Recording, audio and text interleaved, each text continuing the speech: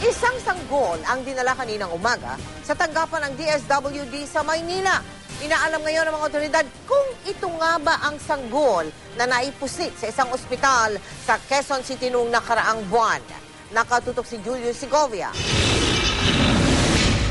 Isang sanggol mula sa Mindoro ang dinala sa tanggapan ng DSWD sa Metro Manila kaninang umaga.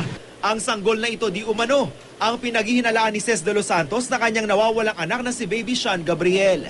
Isang buwan ang nakalipas mula nang maipuslit umano ang sanggol ni Ces sa Santa Teresita Hospital sa Quezon City. Ang sanggol na mula sa Mindoro, hindi rin daw tiyak kung sino ang tunay na magulang dahil foster parent lang ang nag-aalaga sa kanya. Hindi pa ma-establish kung sino ang tunay niya magulang. Kasi DSWD ang main agency na naatasan para magprotekta sa mga kabataan, sa mga bata. Posible pang araw na may pananagutan ng nag-aalagang magulang sa Mindoro kapag napatunayang binili niya ang sanggol. Bawal yan.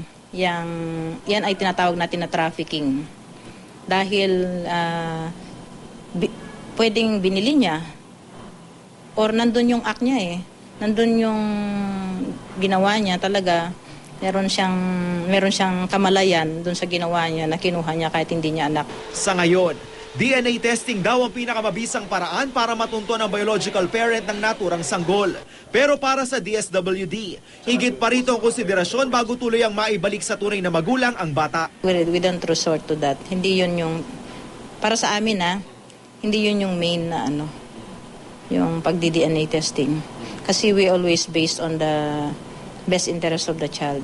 Ini-studio namin yung kalagayan ng magulang, yung kakayahan niya bilang parent, at saka yung makakabuti para sa bata. Pwede naman daw dalawin ni Ces at ng foster parents sa Mindoro ang sanggol. Pero kailangan muna nilang makipag-ugnayan sa ahensya bago sila bumisita. Una nang naglaan ng pamunuan ng Santa Teresita Hospital ng 100,000 pisong reward money para sa sino mang makapagtuturo sa kinaroroonan ng nawawalang sanggol. Julio Segovia, Nakatutok, 24 Oras.